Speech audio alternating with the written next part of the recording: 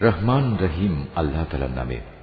ইন্না আ'তাইনাকাল কাউসার, হে নবী, আমি তোমাকে প্রচুর নিয়ামত দান করেছি।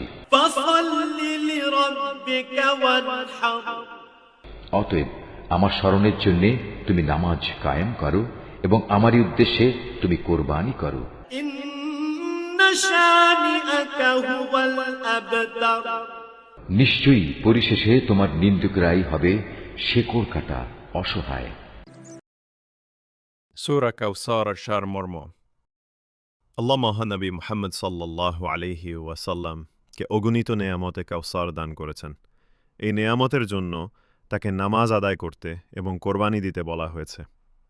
যারা তার শত্রু তারা নিশ্চিহ্ন হবে এবং তাদের কোনো স্মৃতি থাকবে না।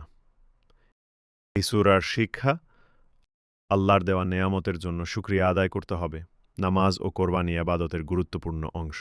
আল্লাহ তার প্রিয় বান্দার শত্রুদের পরাজিত করেন।